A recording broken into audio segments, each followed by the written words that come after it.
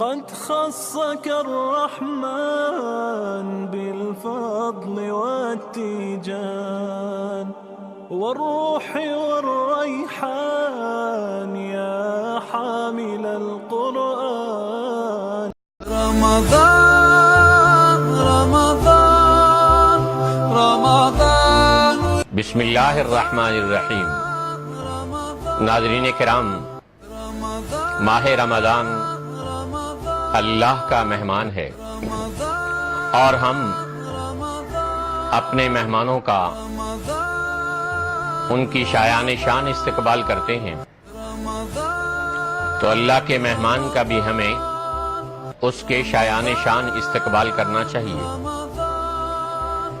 خود رسول اللہ صلی اللہ علیہ وسلم اس کے استقبال کا اہتمام فرماتے تھے. ایک مرتبہ جب رمضان کا مہینہ آیا تو آپ صلی اللہ علیہ وسلم نے صحابہ کرام سے پوچھا، ماذا یستقبلکم وماذا تستقبلون؟ تم جانتے ہو کیا چیز تمہارا استقبال کرنے والی ہے اور تم کس چیز کا استقبال کرنے والے ہو؟ حضرت عمر رضی اللہ تعالیٰ عنہ نے عرض کیا، اواحی النزل، یا رسول اللہ صلی اللہ علیہ وسلم، کیا کوئی وحی اتر رہی ہے یا کوئی دشمن حملہ آور ہوا چاہتا ہے؟ آپ نے فرمایا، نہیں، بلکہ رمضان کا مہینہ تمہارے اوپر طلوع ہوا چاہتا ہے اور یہ وہ بابرکت مہینہ ہے کہ یغفر اللہ تعالی فیہ لکل اہل ہذہ القبلہ، کہ اللہ اس ماہ مبارک میں تمام اہل قبلہ کو پہلی رات ہی میں معاف کر دیتے ہیں. اور اسی طرح حدیث میں آتا ہے، کان النبی صلی اللہ علیہ وسلم یبشر اصحابہ، کہ حضور پاک صلی اللہ علیہ وسلم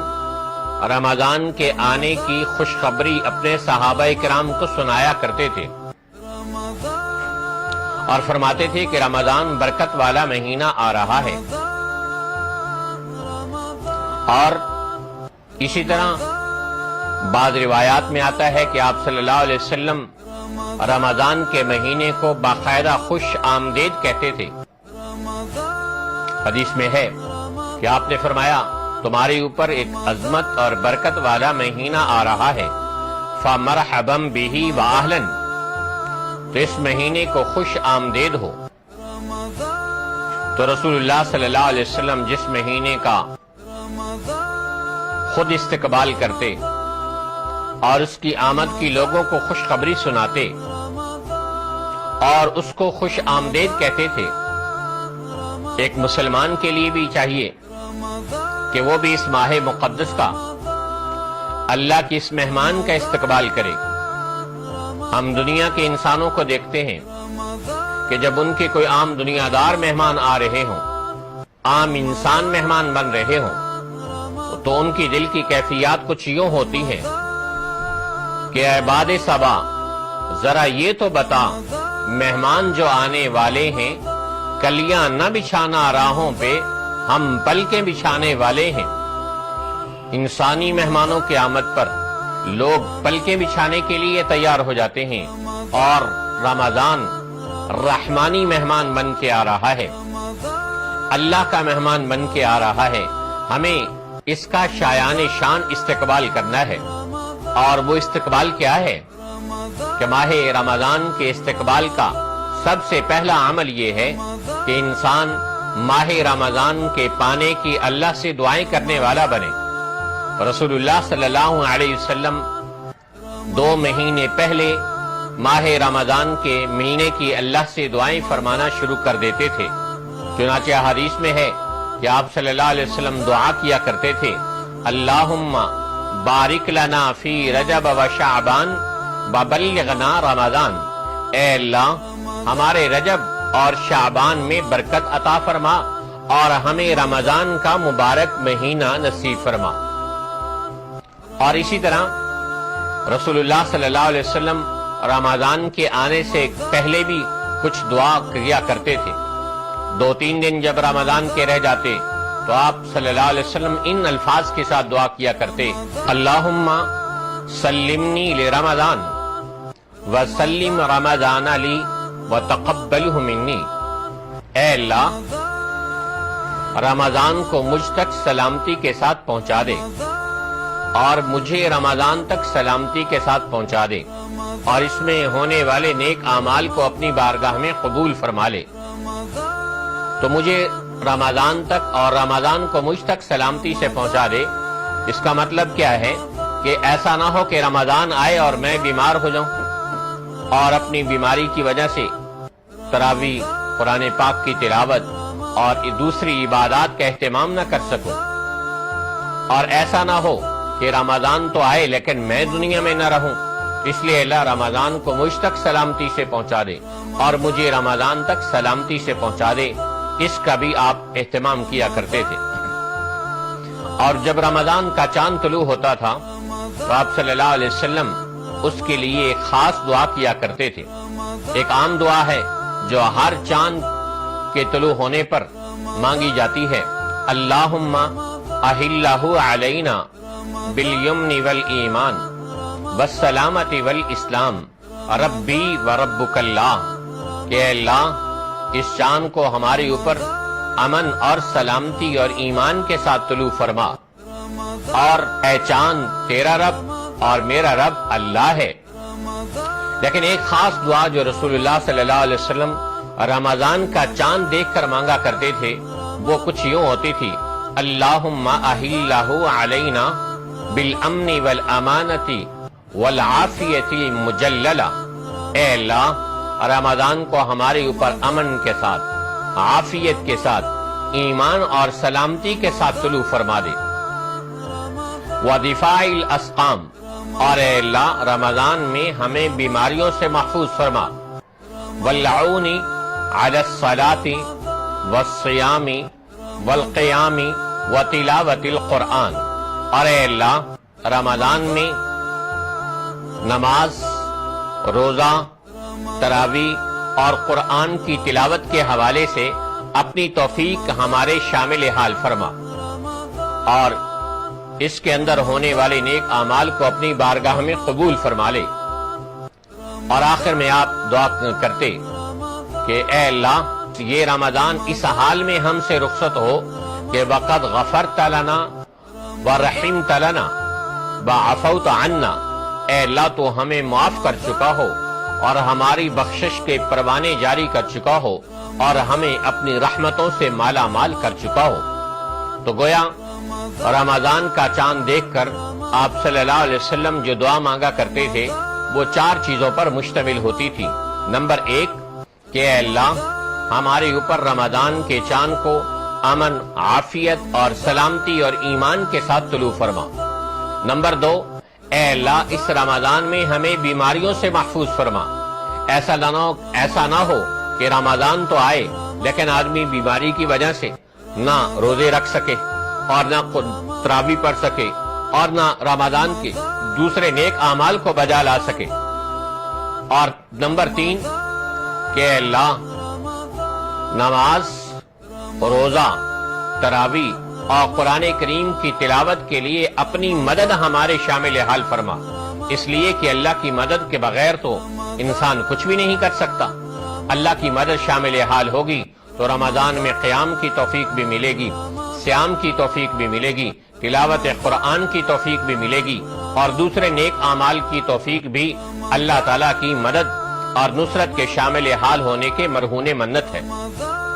اور آخر میں آپ نے چوتھا جملہ یہ ارشاد فرمایا کہ اے اللہ، رمضان جب جائے، رمضان کو مجھ تک اور مجھے رمضان تک سلامتی کے ساتھ پہنچا دے. اور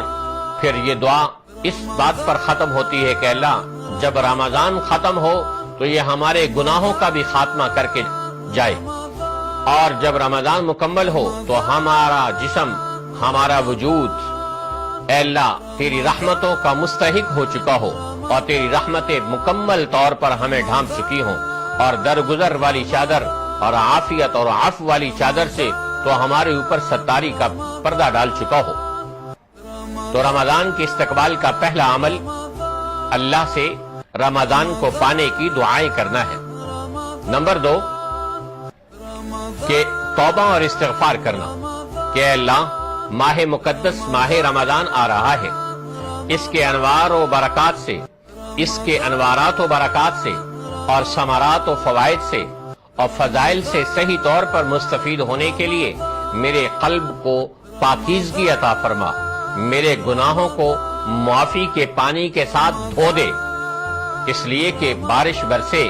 اور کوئی برتن الٹا پڑا ہوا ہو تو بارش لگاتار برسے، موسلادھار برسے اور کئی دن تک برستی رہے، لیکن اگر برتن الٹا ہو تو ایک قطرہ بھی اندر نہیں جائے گا، اور اگر برتن سیدھا ہو تو ایک بوند بھی بارش کے گرے گی تو برتن کے اندر جائے گی۔ تو اللہ کی رحمتوں کی بارش رمضان میں برس رہی ہو اور ہمارے دل کا برتن الٹا ہو اور ہمارا دل گناہوں کی وجہ سے سیاہ ہو چکا ہو تو اللہ کی رحمت اس دل پر نہیں اتر سکے گی اور ہمارے دل کی سیاہی دھل نہیں سکے گی۔ اپنے دل کو گناہوں سے پاک کرنے کے لیے، اللہ کی رحمت کا مستحق بنانے کے لیے اور گناہوں سے دھلانے کے لیے ضروری ہے کہ اپنے دل کو پہلے معافی مانگ کے اللہ سے توبہ کر کے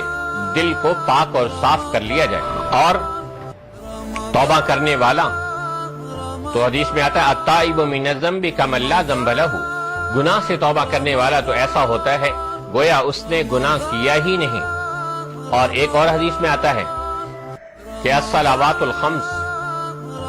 والجمعۃ الی الجمعہ ورمضان الی رمضان کفارۃ لما بینہن مجتنبت الکبائر، کہ 5 نمازیں ایک دوسرے کے درمیانی فاصلے اور ایک جمعہ دوسرے جمعے کے درمیان تک کے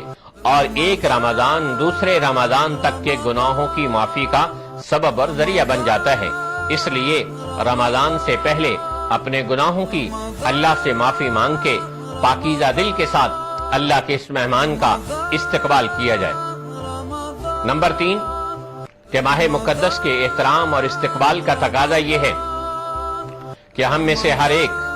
حقوق العباد کی ادائیگی کر لے، اس لیے کہ ماہ رمضان تو حقوق اللہ کی ادائیگی کے لیے آیا ہے، اور حقوق اللہ کی ادائیگی کے ساتھ ساتھ حقوق العباد کی ادائیگی کی بہت ضروری ہے۔ اگر ہم نے کسی کی پیمنٹ دینی ہے تو اس کو ادا کرنے والے بن جائیں، اگر ہم نے کسی سے وعدہ کیا ہوا ہے تو اسے وفا کرنے والے بن جائیں، اگر ہم نے کسی کا حق مارا ہوا ہے تو اس کو اتارنے والے بن جائیں، اگر ہم نے کسی کے ساتھ ظلم کیا ہوا ہے تو اس سے معافی کر کے اپنا معاملہ صاف کرنے والے بن جائیں۔ تو حقوق العباد کی ادائیگی ماہ مقدس کے استقبال کے لیے ضروری ہے۔ اور ماہ مقدس کے استقبال کا تقاضا یہ ہے کہ ہم ماہ رمضان سے پہلے اپنے آپ کو نفل روزوں، قرآن کریم کی تلاوت اور صدقہ اور خیرات کا عادی بنائیں، تاکہ رمضان کے اندر ہمیں قرآن کریم کی تلاوت کرنا، تراویح میں قرآن کریم کی تلاوت کا سننا اور ایسے ہی صدقہ اور خیرات کرنا آسان ہو سکے۔ ماہ رمضان کے استقبال کا تقاضا یہ ہے کہ ایک مسلمان عزم و ارادہ کرے اور پختہ نیت کرے کہ میں اس رمضان کو قیمتی سے قیمتی تر بنانے کی کوشش کروں گا، اور اس کے لیے ضروری ہے کہ اپنے اہداف مقرر کر لے، اپنے گولز متعین کر لے کہ میں اتنے رمضان میں قرآن کریم مکمل کروں گا،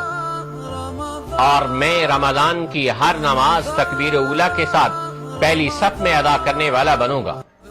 اور میں رمضان کا کوئی روزہ قضا نہیں کروں گا، اور رمضان کی کوئی تراویح نہیں چھوڑوں گا، اور رمضان میں اتنا صدقہ اور خیرات کرنے والا بنوں گا۔ تو اگر ان چیزوں کا ہدف متعین ہو جائے تو انشاءاللہ العزیز نیک اعمال کے لیے آگے بڑھنے میں بڑی آسانی ہو جائے گی۔ اور اس کا نتیجہ کیا نکلے گا؟ فائدہ یہ ہوگا کہ نیت کر لی، ہدف متعین کرنے کا مطلب یہ ہے کہ ہم نے نیت کر لی کہ اللہ اس رمضان میں ہم مثلا 30-40 قرآن کریم ختم کریں گے، اتنے روزے رکھیں گے، اتنی تراویح پڑھیں گے، اتنا صدقہ اور خیرات کریں گے، اور یہ نیک اعمال کرنے والے بنیں گے۔ تو اب اگر ان اعمال کو ہم نے کر لیا تو ان کا ثواب بھی مل جائے گا، ورنہ نیت کا ثواب تو کہیں گیا ہی نہیں۔ حدیث میں آتا نیت المؤمن خیر من عملہ، مسلمان کی نیت تو اس کے عمل سے بھی بہتر ہے۔ انما الاعمال بالنیات کہ اعمال کا دار و مدار نیتوں پر ہے، اس لیے ماہ رمضان کے شروع ہونے سے پہلے اپنی نیتوں کو ٹھیک کر لینا۔ اور حدیث میں بھی آتا ہے کہ رمضان کا مہینہ آ رہا ہے، فشمروا لہ، اس کے لیے خوب تیاری کرو، واحسنوا نیاتکم فیہ، اور اپنی نیتوں کو اس میں درست کر لو، اور بڑے بڑے عزم اور بڑی بڑی نیتیں دل میں کر لو۔ اللہ نے توفیق عطا فرما دی تو عمل کا ثواب بھی ملے گا، نیت کا ثواب بھی ملے گا، اور اگر نہ ملا تو نیت کا ثواب تو کہیں گیا ہی نہیں۔ اور ماہ رمضان کے استقبال کا ایک تقاضا یہ ہے کہ ہم زیادہ سے زیادہ وقت اللہ کے مقدس گھر مسجد کے اندر گزارنے والے بنیں۔ اس کے لیے ضروری ہے کہ ہم اپنے بازار کی مصروفیات کو کم کرنے والے بنیں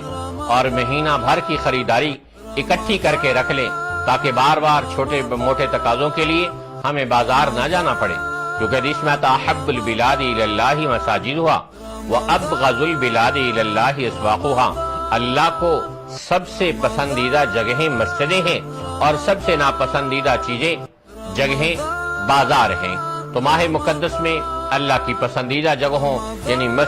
مسجدوں میں ہمارا وقت زیادہ سے زیادہ گزرنے والا بن جائے، تو اس کے لیے ضروری ہے کہ ہم اپنی ضروری مصروفیات اور خریداری کو مکمل کر لیں، تاکہ ہمیں چھوٹے چھوٹے تقاضوں کے لیے بازار کا رخ بار بار نہ کرنا پڑے، اور وہ وقت جو ہمارا بازار میں خرچ ہونا ہے وہ اللہ کے گھر میں، اللہ کے ذکر میں، قرآن کی تلاوت میں اور نیک اعمال میں خرچ ہونے والا بن جائے۔ ماہ مقدس کے استقبال کا ایک تقاضا یہ بھی ہے کہ ہم میں سے ہر ایک شروع دن ہی سے اپنی مصروفیات کو کم کر لے اور غیر ضروری ملاقاتوں کو ختم کر دے، اور خصوصاً نوجوان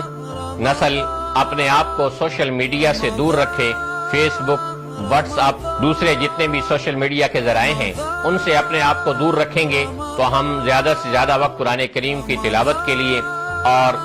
عبادت کے لیے اور نیک اعمال کے لیے نکال سکیں گے۔ لیکن اگر ہم نے اپنے آپ کو دوسری دنیاوی مصروفیات میں اور سوشل میڈیا میں اور ٹی وی چینلز کی نشریات دیکھنے میں مصروف رکھا تو ہم قرآن پاک کی تلاوت کے لیے، نیک اعمال کے لیے وقت نہیں نکال سکیں گے، اور ایسے ہی ہر آنے والے ساتھی کو فل ٹائم ملاقات کے لیے دینا، اس سے بھی ہمارا وقت ضائع ہوگا۔ سارا سال لوگ ملاقاتوں کے لیے آتے جاتے رہیں گے، لیکن یہ ایک مہینہ اللہ سے ملاقات کا ہے، اللہ کے قرآن سے دل لگانے کا ہے، عبادات میں وقت گزارنے کا ہے، مسجد کے اندر زیادہ سے زیادہ وقت گزارنے کا ہے۔ اس لیے اپنی مصروفیات اور غیر ضروری ملاقاتوں سے اپنے آپ کو بچا لیا جائے تو انشاءاللہ ماہ مقدس کے استقبال کا ایک اہم تقاضا بھی پورا ہوگا اور رمضان بھی ہمارا قیمتی بن جائے گا۔ اور ماہ مقدس کے استقبال کا ایک تقاضا یہ بھی ہے کہ انسان تراویح کے لیے مسجد کا انتخاب پہلے دن ہی سے کر لے۔ آپ جانتے ہیں کہ قرآن کریم کا تراویح میں سننا اللہ کے نبی صلی اللہ علیہ وسلم کی سنت ہے۔ تو یہ دو سنتیں، ایک یکم رمضان سے آخری رمضان تک تراویح ادا کرنا، اور دوسرے الف لام سے لے کر والناس تک مکمل قرآن مجید تراویح میں سننا۔ اب بعض لوگ یہ کرتے ہیں کہ پہلی تراویح ایک جگہ پڑھی، دوسری جگہ پڑھی، تیسری کسی اور مسجد میں جا کے پڑھی، مسجدیں چیک ہوتی ہیں اور ان کے اے سی اور ٹھنڈک اور کولنگ چیک ہوتی ہے، اور حفاظ کرام کی سپیڈ چیک ہوتی ہے کہ کس رفتار سے پڑھتے ہیں، کتنی جلدی فارغ کرتے ہیں۔ تو یوں مسجدیں بدلنے سے قرآن کریم کی سننے کی، مکمل سننے کی سنت سے محرومی کا شدید اندیشہ ہے۔ اس لیے پہلے ہی سے ایک مسجد متعین کر لی جائے اور پھر اسی مسجد میں آخر تک تمام تراویح ادا کرنے کی کوشش کی جائے۔ ماہ رمضان کے استقبال کا آخری تقاضا یہ ہے کہ انسان حلال کمانے والا ہو، حلال کھانے والا ہو۔ ایسا نہ ہو کہ ہم سارا دن بھوکے اور پیاسے رہیں اور جب ہمارے کھانے کی باری آئے، افطاری کی باری آئے، سحری کی باری آئے تو ہم حرام سے کھانے والے ہوں یا مشکوک کھانے سے اپنا روزہ افطار کرنے والے ہوں یا رکھنے والے بنیں۔ اس لیے کہ حدیث میں آتا ہے رب صائم لیس له من صیامہ الا الظمأ ورب قائم لیس له من قیامہ الا السحر، کتنے روزے دار ہیں کہ جن کو سوائے بھوکا پیاسا رہنے کے اور کچھ نہیں ملتا، قیام کرنے والے ایسے ہیں کہ جن کو سوائے کھڑے ہونے کے اور کوئی ثواب نہیں ملتا۔ تو اگر ہم چاہتے ہیں کہ ہمیں مکمل عبادت کا اجر و ثواب ملے اور روزے کا مکمل ثواب ملے تو ہم اپنے افطاری اور سحری کو حلال کے اوپر لانے والے بنے. اور اس کا طریقہ یہ ہے کہ اگر ہمارا رزق حلال ہے تو سبحان اللہ کیا کہنے، اور اگر ہمارا رزق حرام ہے یا مشکوک ہے تو کم از کم اس کے لیے یہ کیا جائے کہ 1 مہینے کے لیے کسی سے کچھ رقم ادھار اٹھا لی جائے اور اس کے ذریعے سے اپنی سحری اور افطاری کا انتظام کیا جائے. انشاءاللہ العزیز اگر ہم نے اپنی سحری اور افطاری کو حلال کے ساتھ رکھا اور افطار کیا تو انشاءاللہ یہ رمضان ہمارے اندر ایک عظیم الشان تبدیلی لانے کا ذریعہ بنے گا. اور رمضان کے روزوں کا جو مقصود ہے کہ انسان کے اندر تقوی، خشیت الہی، للہیت، پرہیزگاری اور اخلاص پیدا ہو، وہ یقیناً اس کی برکت سے پیدا ہوگا. لیکن اگر ہم سحری اور افطاری تو حرام سے کر رہے ہوں یا مشکوک مال سے کر رہے ہوں اور دن بھر بھوکا پیاسا بھی رہیں، تراویح بھی ادا کریں، تو روزے نے جو اثرات اور ثمرات ہماری زندگی میں، ہمارے دل میں پیدا کرنے ہیں وہ پیدا نہیں ہوں گے. اللہ تعالیٰ کی ذات سے دعا ہے کہ تمام مسلمانوں کو اللہ کی اس مہمان کی صحیح معنوں میں خاطر مدارت کرنے کی توفیق عطا فرمائے اور اس کا شایان شان استقبال کرنے کی اور اس کو اعمال کے ذریعے سے قیمتی بنانے کی توفیق عطا فرمائے. وآخر دعوانا ان الحمدللہ رب العالمین.